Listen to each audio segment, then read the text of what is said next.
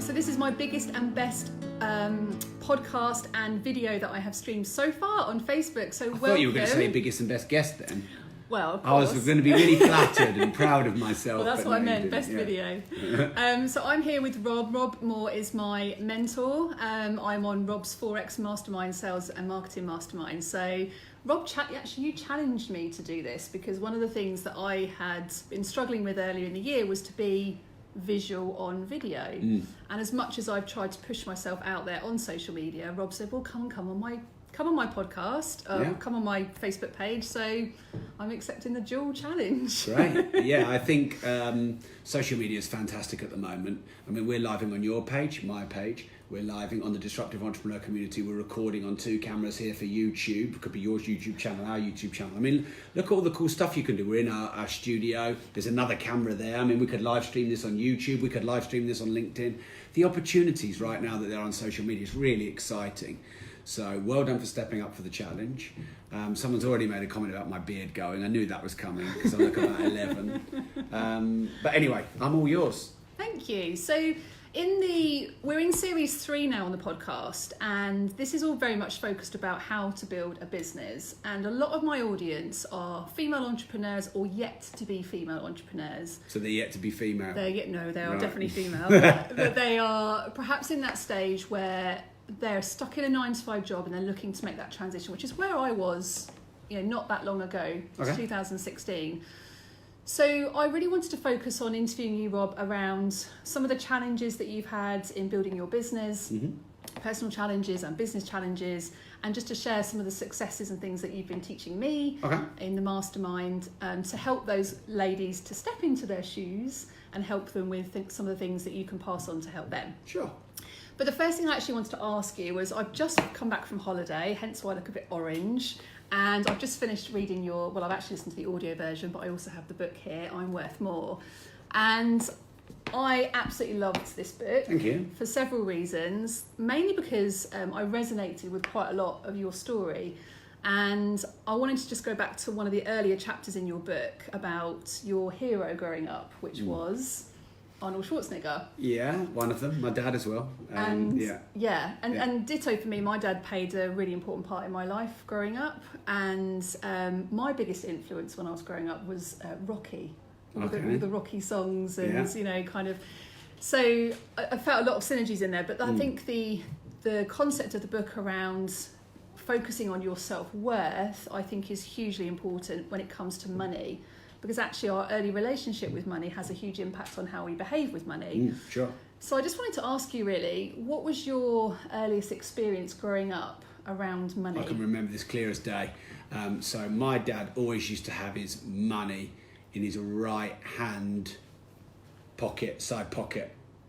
And back then, A, because I was small, and B, money was bigger. Remember the old brown £10 notes? I don't think there was £20 denominations back in the early 1980s, but there was massive, the old brown £10 notes and the big £5 notes. And he used to have this big wad of cash, and he used to go around to pubs, auction houses, liquidation sales, and he would buy stock for his pubs, restaurants, bars, hotels. It was all in cash. I'd ask him for money, and he'd often give me a little bit of money here and there. He'd usually make me work for it, and my first job was bottling up in his pub. So bottling up was going down to the cellar. Now the cellar was behind the bar, but a straight drop down, so it's actually quite dangerous, but I loved that.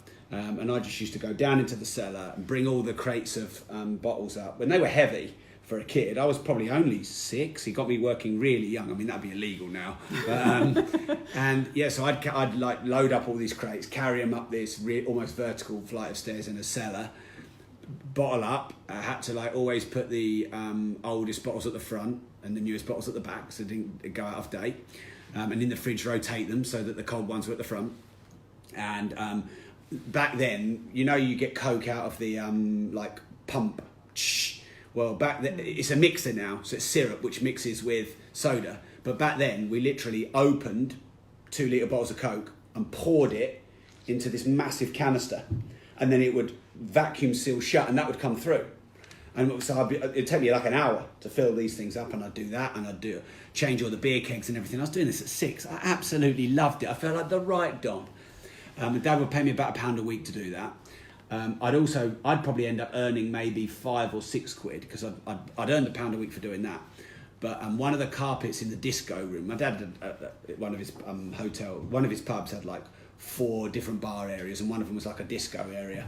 And the carpet was pretty much the same colour as a £1 coin. So if you dropped a £1 coin, you were screwed. You couldn't find it. And me and my sister used to go and always find a few quid after like a busy Friday night or Saturday night or Sunday night. And I'd take all that money down to the local pound shop, and I'd either buy Airfix airplanes, or I'd buy pictures of Ferraris, Lamborghinis and stuff, and I'd put them all over my wall. And that's my first experience of money at 6 years old, properly working for money. And I think that's where a lot of my relationship with money came from. And so your dad rewarded you by giving you money for the work that you were doing? I mean, he made me work hard for not a lot of money. But yeah, he did. I mean, dad would give me stuff. He was very generous, still is. But yeah, he wanted to teach me that you didn't get... He wanted to teach me, I think, that, you work hard, you get reward. But also, it's all right to ask every now and again. Because my dad's favourite saying is, if you don't ask, you don't get. So it's not like he'd never give me money if I asked. He would often not, but sometimes I think if he thought I asked well, or I pitched good, or, he thought, yeah, this is for a good thing, he'd give me money instead of making me work for it. And I don't know how strategic that was, if that was accidental, but I have no problems with asking for money, and I have no problems with asking for things. And I have a little bit of cheek, I suppose, or I'm quite direct, maybe. Some would regard maybe a bit cheeky and audacious around asking for things, and I think that's because that was ultimately how my dad raised me, and that's how I want to raise my kids. I was just going to ask you, actually, how does that influence on how do you teach your children about money? Because you've got 2 children, haven't you? Yeah, so I want to instill in my children the work-reward ratio. So if you apply yourself to something, there will be a reward, because I believe that's how society works, whether it's a salary, or you sell to a client or a customer, or you get a retainer or whatever. So if I feel like my kids have done worthy work, I'll reward them. I also give them good prizes if they win things. So if they play golf and they do well, or they try hard, or they overcome a big challenge, there'll be a prize, and that prize I'll usually be quite generous with that, because I want to teach them that, if they train hard and practice hard and they win something, the world's going to get rewarded. And I rarely, if ever, just give them stuff. But I also, at some point, want to also teach them that it's not just hard work that equals money. Because, there's plenty of people that work really hard and they earn minimum wage. So it's actually not the case that the world rewards just hard work. The world rewards attention, the world rewards reach, the world rewards impact, the world rewards smart work and leverage, as well as hard work. And they're things that I'm going to have to introduce into teaching my kids, but they're still quite young, so there's time. And do you think you teach kids different things at different ages? Oh, 100%. People are always asking me, I've put my water down there, I'm serious about this one. People are always saying to me I should write a book for children on money, and I'd love to, except a 16-year-old and a 6-year-old, it's a completely different thing that you're teaching them. I mean, I taught my son to count with golf balls and pound coins from probably the age of not even 2. And my son knew what a Krugerrand was before his teachers knew what a Krugerrand was, because he was winning them when he was getting hole-in-ones. He's had 8, the little bastard. He's had 8 hole-in-ones. So there's Krugerrands are worth 950 quid-ish now at the moment, something like that. I know. And he's like, where are my Krugerrands? You owe me Krugerrands. And so I wanted to introduce him to counting with money. And we travel a lot around the world as well. So I also wanted to get him counting in dirhams, in euros, in US dollars, in Cayman dollars, etc. And he does that as well. But the whole subject around teaching about money, I think it's vital that young people are taught money. But I feel like from 0 to maybe 5 or 6, it's a phase. And you've got to teach them to count. And then, maybe 6 to, 8, 9, 10. I think there's different stages. As such, that's hard to write into one book. That might be a series of books.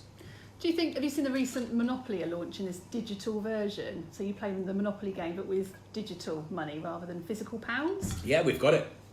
Yeah, we play it where you actually you have a card, not coins. Not coins, and you put the card into the machine and you charge the card. It's great. I got my kids playing that years ago when that came out, because I thought that was a great way of teaching them how money works in a modern way, and where money comes from. It's funny. Connor's just put here. Connor's he's a lovely man, and he always he gives me some good banter on social media, and he's put I don't know how Wolfman's on your podcast, so I won't say it, but FFS, work equals reward, is all well and good with adults, but with kids should have it easier, just bung them a few quid and stop being tight. Well, when there are times that you can be generous, birthdays, Christmases, occasions, I like to be generous, but everything else I do like them to. I want to teach my kids what the world is like, and I don't think the world just bungs kids a bit of money or a reward just for being, and I get, because we love our kids, but I want to be aware. I want my kids to experience the world as it is, not as I see it per se. So we're often, I'm not a parenting guru here, by the way, I'm still figuring it out because my kids are 8 and 4, but a few things I think I have figured out is we often parent in the way we feel is best for our parents. Now I know that best to parent. Now I know that sounds obvious, but what we do with that therefore is we shield them from things we didn't like, and we expose them to things we didn't have, or we wanted, or we had and we liked. So what we're doing is we're giving them our experience of being parented, filtered through our perception of how parenting should be. That's actually biased. And then here's the interesting thing. Then you've got your wife or your husband doing exactly the same thing, but through their own filters and their values and their childhood. But I want to show my kids what the world is really like, which is why from time to time, if I lose my rag with them, that's okay. From time to time, if I push them a little bit hard, that's okay. And from time to time, if I rescue them and help them out, that's okay too. Because the best way to prepare them to be successful in the world is to show them what the world is really like before they get out there. And the world is all those things. It's a paradoxical balance of all those things. One of my mentors, John DeMartini, said to me, nothing that you do is a disservice to your children.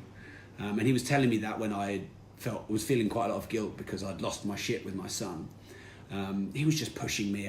He was pushing me. I mean, as kids do, right? Yeah, they do. But sometimes we're having a bad day, and sometimes it's us being short. But other times they do just push us, and we lose our shit, and that's okay.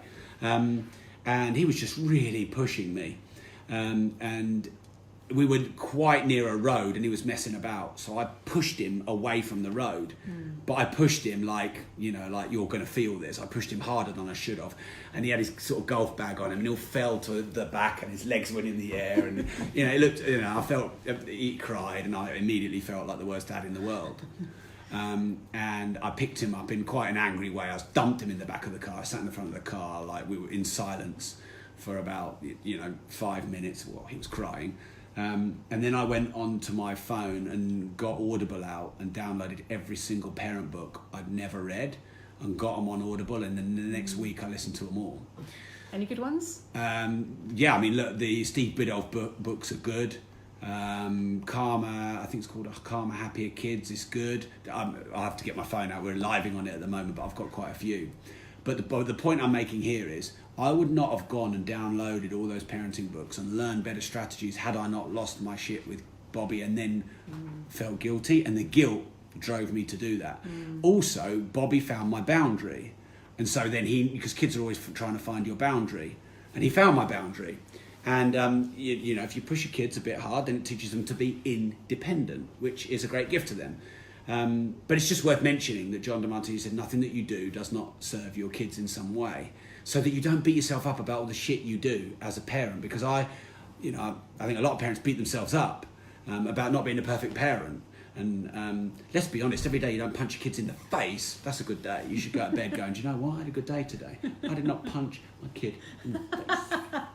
Well, we were just chatting off air, weren't we? I just come back from holiday, and it was a lovely time, but it's not really a holiday for you as a parent, is it? No. Because you're looking after the kids. So, and one of the things you just mentioned there, Rob, about is that you try and shelter your children away or against things that happened to you in the past or things that you grew up Yeah, my around? son's not going to boarding school because I've got the worst pain and memory of boarding school. Showers, wife fronts. I'm not even going to go any further. Honestly, my son is not, like, yeah, but we do that, don't we? The stuff we hated growing up, we want to shield our kids from there. But actually, if I'm looking at it in a more balanced way, my dad sent me to rugby camp and I hated it. And I was talking to Jake Wood about this because he's just recently sent his daughter to boarding school and she's off on a camp at the moment. And I thought, I hated that camp. And my natural instinct wants me to not send my kids to that camp because I hated it. But I thought, actually, every kid should go to a camp they hate for a week. Every kid. That's part of growing up. Like, I remember I did Duke of Edinburgh and we were like staying out in the pissing rain all weekend, having to put up a tent we couldn't put up. It took hours. I hated that, and I thought, I'm not putting my kids through that. No, every kid has got to sleep in a tent that they haven't put up properly, in the rough, pissing down with rain for one weekend. Well, you've got to go through all this stuff. It's character building. So this is what I'm trying to balance. The things that I hated, that I'm trying to protect my kids from, actually, some of it I've got to expose them to. And what things, looking back at your childhood, would you say were your biggest lessons? What taught you the most growing up from when you... Because, I mean, in your book, you talk a lot about the episodes of bullying that you had at school. Was that the biggest lesson for you growing up, do you think? Oh, I mean, that's a huge question, isn't it? Do you mean in any specific area? Well, I think, like you, I think we go through lessons in life to learn something. There's always a positive of every single experience. Yeah, but I never saw that as a kid. You know, I didn't know that. That there was always a positive. I thought that life happened to you, not for you. And I felt like I wasn't in control of, okay, I'd try hard and put effort into exams or whatever. But a lot of things in my life, like my weight and, how people felt about me and maybe the things I wasn't good at, I just assumed, well, that this is me, this is who I am, I'm not good at this stuff, I'm never going to be good at this stuff. So I like to get a lesson out of everything because I'm a bit more experienced. But back then I don't think I saw a lot of the lessons. So it would be looking back going, what did I learn the most? I mean, I learned a lot from my dad about business and money, and I learned a lot from my mum about compassion and patience. I'm not the most patient person, my mum really is. And I've had to learn that. I learned a lot about myself through having... I think most people have got a story, haven't they, of things in their childhood that made them feel vulnerable, weak, rejected. The fact is I was a really fat kid, and that was mine. What have I learned from that is that I'm worthy of love, attention, praise, a feeling of importance, being noticed and respected. I'm worthy of that just as much as anybody else. And it's okay to seek that in the ways that I want to seek that. Whether that's through my fans and followers, the books I write, the interviews and the podcasts I do. It's okay to get that need met. Whereas I always used to feel guilty and like there was something wrong with me because I wanted to be noticed and liked by people. But every human being has a need to be loved. Every human being wants to be liked, respected and admired for what they do in your own way. And I guess I learned that was okay. And I found that now, for the last 10 years at least, I get that need met through books, podcasts. I guess the people that I help, inspire, educate, influence, whatever words you want to put on it. Some of the nice material items and things that I'm lucky to have, I think that certainly meets a little bit of that need. But I've also learned that every day that need needs to be re-met again. And is it a constant journey? Is this discovery of self-worth? And did you have a pivotal moment where you realised that actually I am worth more, or was this like was this a journey of discovery? There was definitely no day when I woke up and went, finally I'm worth more. I know what it is. That there wasn't for me. I mean, I've had some moments, like when my dad had his big nervous breakdown on December the 15th, 2005. I mean, that was a lightning bolt for me. I think it's a progressive... It's a mix of doing a lot of personal development, reading a lot of personal development books, podcasts, going on a lot of personal development courses, understanding myself, self-awareness, understanding about mindset psychology. I think, looking inwards and valuing what I've already done and who I already am and what I've already got to offer, and that I'm unique and that I have got talents and that I have got control of my outcomes in my life and that I can learn things that I didn't think I could learn. And that's been an ongoing journey, which for me never stops. So there's that part. And then there's also the progressive experience and results. Mm-hmm. So, if you have 1 property, 10 properties, 50 properties or 100 properties, that's going to impact your feeling of worth. And if you have 100 properties, you're going to feel like you're worth more than if you have 1. So as I've written more books and bought more properties and made more money, I became a millionaire between the age of 30 and 31, and then a decamillionaire a few years later. And, as all of that stuff, you check off the list, you break the world records like I have, you write the books that I have that I've got to number 1 and all these things, that just naturally increases your self-worth. And to a certain degree, it gives you these pillars or this big foundational rock that can't be infiltrated. But that doesn't mean you're immune, because something can happen to humbleize you very quickly. And I'm still quite susceptible to things happening and me feeling like that kid again, or feeling like, actually I'm not really that good and I've got so much work to do. So I do think it's a journey. And a lot of people think that's a bad thing. They're like, well, when are you ever going to be happy? When are you ever going to be satisfied? When are you ever going to retire? When are you ever going to be made? When is it ever going to be enough? Well, that is not the journey of evolution. Evolution never gets to the point where it's like, okay, well, we've evolved to our maximum capacity. It doesn't. It's continual. So is the journey of self-discovery. So is the journey of wealth accumulation. So is the journey of, what gets you up in the morning. A lot of people are looking for this retirement day, in business and money, and I think it's an illusion, because for me then retirement means atrophy, it means boredom. I want to know that there's a new challenge tomorrow, and of course there's part of me that doesn't want to know that as well, because part of me wants it to be easy, because that's also the human paradoxical nature. We love the challenge and the growth, but we also secretly want it to be really easy. It's really interesting. I talk about this regularly on the podcast. I hate the word pensions, because as soon as someone mentions the word pension, people think of being old, buying an annuity and all of these things, and it's depressing, and people don't want to think about it, so they just don't think about it and bury their heads in the sand. And I think you're absolutely right. Retirement isn't about finishing work, sitting in your slippers, playing golf. It is this progressive journey, isn't it?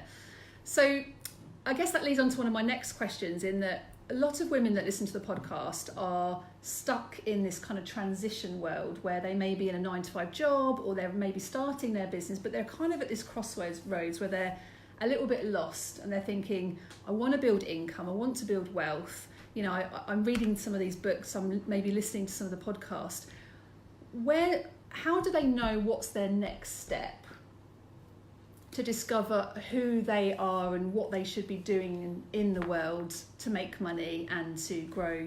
Okay, so I think the first thing you've got to do is you've got to think about, what are you excited about, what are you passionate about, what makes you feel alive, and what could you see yourself doing as a potential career beyond your employment. And I think now it is actually easier than ever to pick something that's a passion profession merge, a hobby as well as a business, because of internet, social media. A 16-year-old kid just won $3 million in a gaming competition, console. And I like to use that as an analogy, that kids now can monetize playing computer games. And kids can monetize YouTube channels. There's that Ryan's young lad who's 7 now, I believe. He's got Ryan's Toys Reviews that did 18 million in revenue last year, $18 million. So it's a great time to monetize your passion, because a lot of people are going into something just for the money. Now, I'm also not one of those people that says, I'd never do it for the money. I just don't believe people when they say it's not about the money. I'm sorry, part of it has to be about the money. Because if it's not about the money, either give it all away or don't ever charge. So there's got to be that symbiosis of passion, profession. So you've got to figure out what the business model is and what your passion is.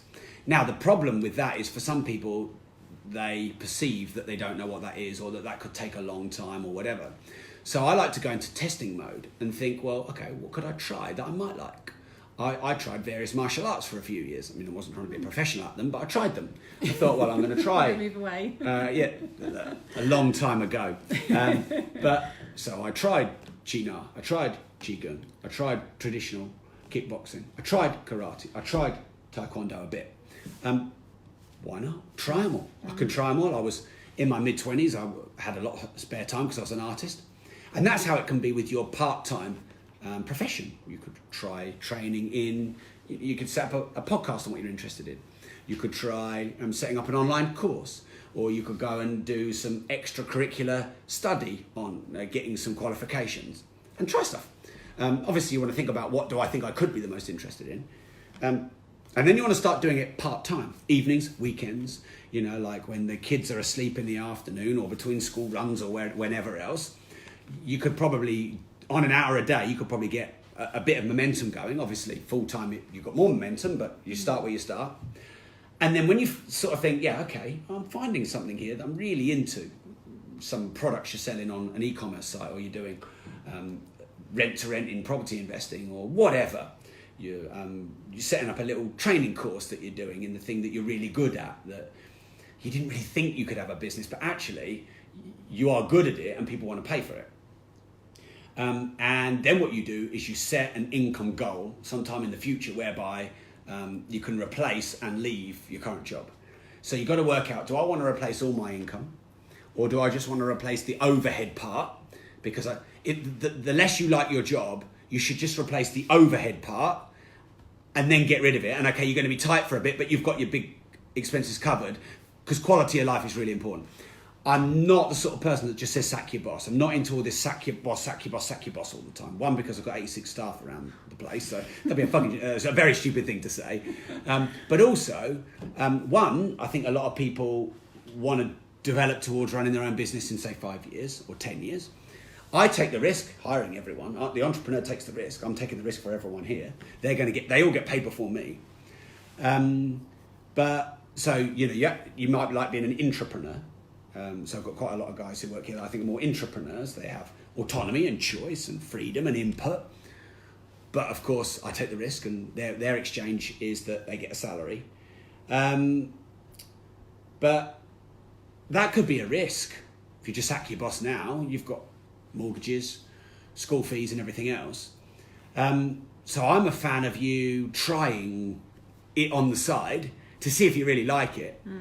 Because you might actually find, after 2 years of doing a part-time job, I don't like it. Yeah. Because it is definitely not for everyone. In fact, it's not for most of the population, let's be honest.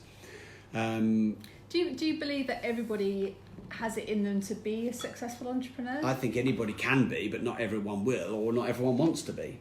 So, yeah. I mean, I think every human being has latent within them the capacity to be everything that every human being could be, taking aside genetic advantage. So if some people are very physically strong, or very physically tall, or very physically short, or very, blah, blah, blah, that's going to give them genetic advantage in certain disciplines. But I'll give you an example here. Connor is a watchmaker. So no one has a genetic advantage when they're born to be a watchmaker. What Connor does is learnable. And he's learned from some, very, very wealthy watchmakers. So in property, in watches, in running a podcast, in being an influencer, in marketing, in making iPhones, we are all levelly equal when we're born. It's a question of, one, what are you surrounded by in your environment to program your mind? So, if your grandfather was a watchmaker and your father was a watchmaker and you just had that from a young age, it's not genetics, it's just your environment. And then also, what do you want to do? So do I believe everybody has it within them, the capacity to be an entrepreneur? Yes. What's an entrepreneur? Someone who takes risk in the hope of profit. Well, everybody on the planet's got that within them. It's just a question of, is it what they want? And, have they found the model? But yeah, every human being. And then commercialising it. Yeah, of course. And then there's the element of, can you stomach the risk? And can you handle learning about sales and marketing? Because any entrepreneur, when they start, oh yes, I'm going to make fancy water bottles, and I'm going to put the disruptive entrepreneur branding on them. That's my business model. That sounds like fun. Or I'll just go and buy a load of bottles and print them. This is the fun part, designing them. Then you've got to go and sell them and take a load of rejection. And then you've got to go and generate a load of leads where you're maybe not converting them, or you're paying too much for a cost per lead. So there's all the business elements of it. Now, you get protected from a lot of that when you're an employee. none of the staff have to pay all of our invoices. Mark and I do. They don't have to deal with any legal cases. Mark and I do. They don't have to deal with any reputational issues. Mark and I do. It's a completely different mindset. It is, and it's not right or wrong. And I'm not saying, there's the employee, the intrapreneur, the entrepreneur, and we all have an equal role, and we all equally serve each other. The reason the entrepreneurs at the top get paid well if they're successful is because we take the bigger risk. It's simply risk reward.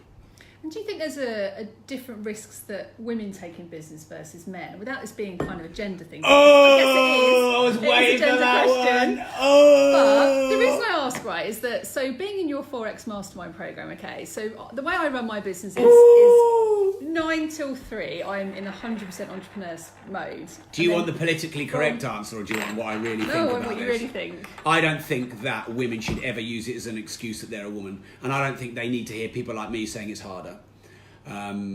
Because I don't think that serves. It's situationally different. Yes. So if you've got less time, fine. What do you have to be to have your Darwinian advantage more leveraged? You have to get yourself a VA. You have to. I can definitely waste a few hours a day. And actually, if I'm going to be stereotypical, most women I meet are more organised and are more efficient. So I'm going to be positively stereotypical. We have more women in the office than men, generally more loyal, and generally will take less risk. That's our experience. I'm not saying for the wide. And by the way, my MD says that, and she's a woman, so that's from her, not me. But she thinks that's the general consensus. So it's situationally different. If you have to look after your kids, and if you have to do the school run, you just have to figure that out. Yeah. And you have to get in what you can get in when you can get it, and you have to set up your life to enable you to do that.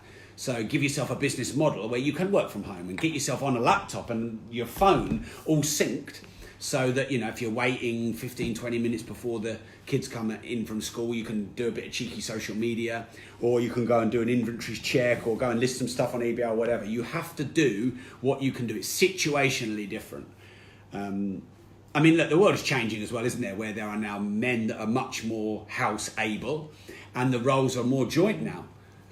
But I'm not falling for that trap of answering that question in that way. No. Is it harder? It wasn't a trick question. I think it's different, and I think you should just own how your life is and figure it out, because there are a lot of very successful mum entrepreneurs in my communities, fiercely successful, and they're juggling the kids between. I know parents who've got 2 kids.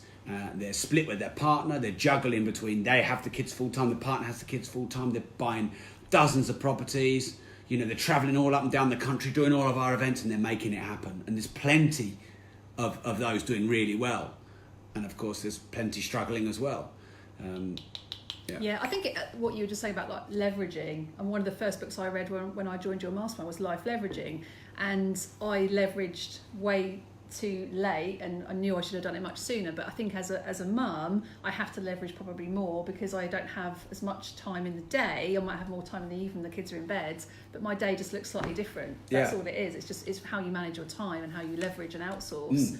And because the world at the moment as well is not 9 to 5 anymore, so it might have been harder if you're looking for your kid after your kids all the way through working hours. That's hard. But now you can work evenings, you can work in the middle of the day, you can work at 5 o'clock in the morning. The world is different. Yeah, absolutely. And by the way, it's a great time to be a woman.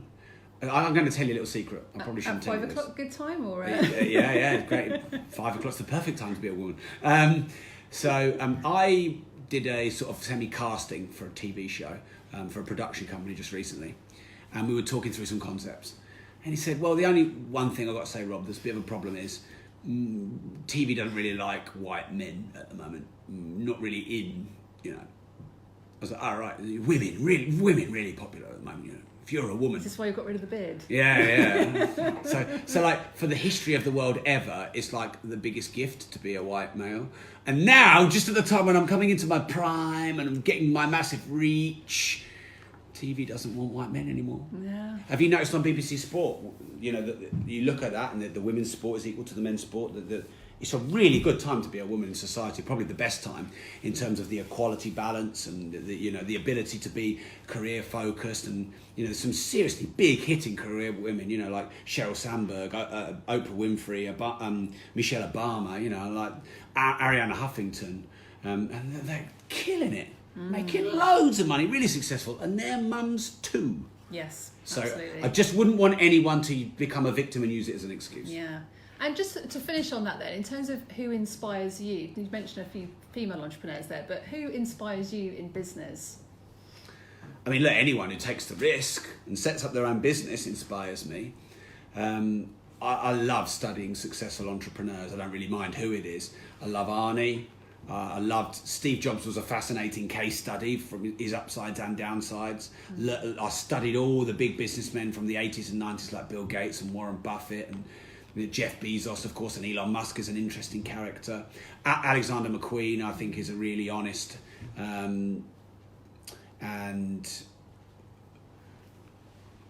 I just think his story is so amazing. And you've just got to watch his documentary. I can't even put into words. I love watching about fashion designers and how they merge the creative with the commercial elements.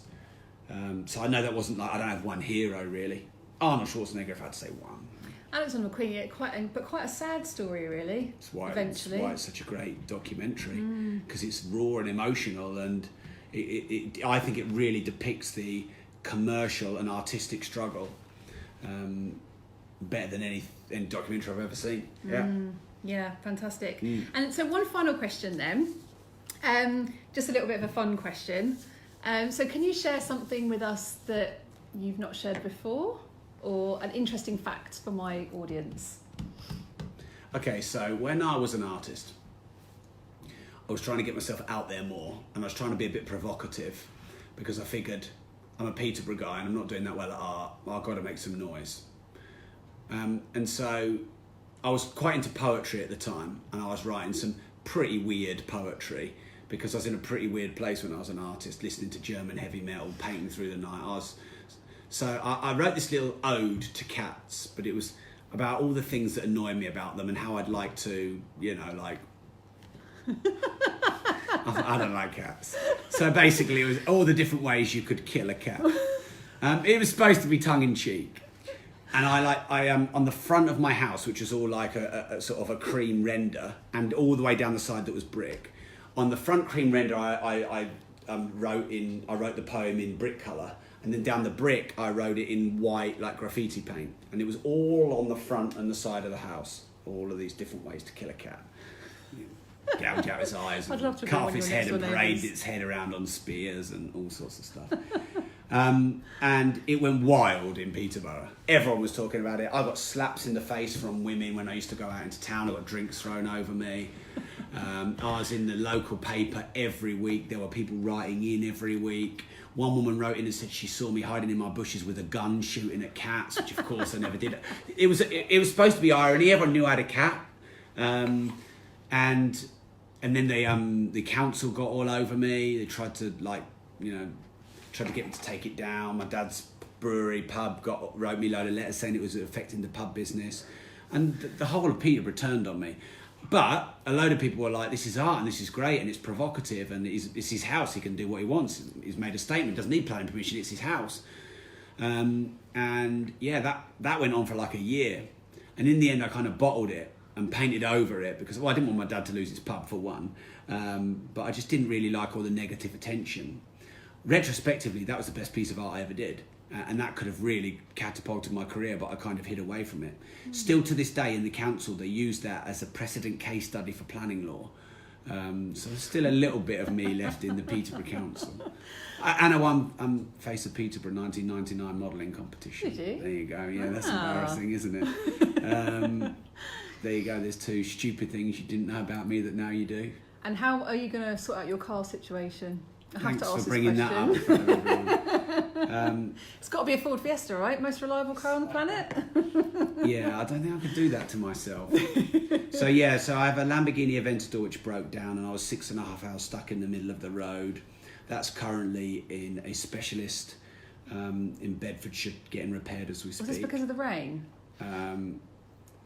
I see. I didn't make the last mastermind because I was on holiday, and I heard that the rain pelted down. And Rob was like, I left the roof off. I left the roof off, and that could have contributed to the breakdown. We will wait for the diagnosis. I have a Panamera Turbo Porsche, and that's in for a service and 3 or 4 faults.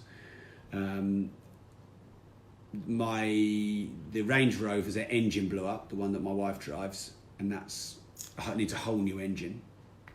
And then, so my runaround was my Ferrari Testarossa 1987. Your runaround, love it. And I was in the drive-through at 5:30 in the morning, and it was all screechy, so I turned it off, and then it just wouldn't start. So I had to push it around the corner. I got a taxi. Uber. Do you know what? My business partner Mark was saying to me, less is more, Rob, less is more. And actually, getting in a taxi and just doing a little bit of work on your phone in the back, it was quite cathartic. Yeah, I could be one of these, like, what do they call them, vagabonders who just live in Airbnbs and just travel and don't have any possessions. Yeah. Minimalist. No, I couldn't. I could do it for about a week. And then I'm like, I need my Lamborghini Aventador. But yeah, it's been a humbling week. £600,000 worth of cars and none of them work. Yikes. Yeah. Yikes. Thanks for bringing that up live to everyone. You're welcome. It's not about, this isn't about money. This isn't about being in her shoes. What's this got to do with her shoes? Well, interestingly, actually, one of the things, because my dad is an entrepreneur, and he loved his cars, and so he had, what did he have when he had a Jag when we were growing up. I remember this one day where we all four of us were crammed in the back. This is the day before you didn't have to have seatbelts on each person, and we bought this huge, great big plant from the garden centre, and we had to try and get this plant in the back of the car through the sunroof at the same time as us. We grew up with that. But actually, for me, that taught me quite a lot of messages about money, because I was taught that it was all about status and stuff, and so I spent most of my 20s buying stuff because that's how I thought I would be happy. But I guess with cars, stuff there's an element happy, of though. happiness. Like, let's have this debate, because I think it's a good debate. So a lot of people say that money doesn't make you happy. I don't agree with that. I think that money in and of itself doesn't make you happy, but what money is an enabler, a fuel, an exaggerator, an accelerator. And also, money is the universal exchange of value in which we've decided democratically across the world to measure value and worth. So, people want freedom and time and fulfillment and all these other things that make them happy. Well, money enables that. If you want freedom, you want to travel the world, money enables you to travel around the world. But then a lot of people go to another level and say, well, you know what? Okay, yeah, I get that. But actually, it's about experiences and not material. Materialism is evil. But to me, experiences are as material as materialism. And material is as spiritual as many things that are spiritual. So let's say, for example, you like experiences. So you want to go to one of the most beautiful locations in the world, and you want to be treated like a prince or a princess. And you want lovely spas, and you want you want really nice food and that kind of thing. So these are all experiences. You want to see amazing places. These are all experiences, and that costs a lot of money. And that you have nothing left with that except the memory, which fades over time. But Ferrari Testarossa, that has beauty, that has heritage, that has culture, that has flair, that has passion from a lot of people, all put into that chunk of metal. That has the hopes and the dreams from when I was a kid. It has the, all the hard work and the graft and the who I wanted to be and how I looked up to my dad, all in that hunk of metal. So there's something quite spiritual in that. So I think it's very bad to be only having happiness from material items. That's the only way that you... someone's just said they hope it will drive. Thanks for the trolling. So what does a nice material item do? It gives you a feeling. Satisfaction. What does an experience do? It gives you a feeling. So it's the same thing. Now, I say this because I just don't think it's as binary as, materialism is bad. Being a slave to material items and getting yourself in debt for the instant fix of feeling good about having a new shirt or, a new dress that you can't afford, and then being in debt, that's a bad cycle to be in. I think money does make you happy. It just doesn't make you fulfilled. And what makes you fulfilled is your relationships with people and what you get to give and how you get to help and the purpose and the meaning of your life. Money and material items and the experiences you get from that are an enabler of that. So knowing the difference between happiness and fulfillment, I think, is vital. That's really interesting. Yeah. And what a great place to finish. Thank you very much. Thank you so much for coming on the podcast today, Rob. Thank you very much. Always a pleasure, never a chore. What did you just do? Which The fingers? horns. It's the Which horns. fingers is that? The horns. Don't worry. Thanks, guys. Bye. Thanks for listening. Thank you.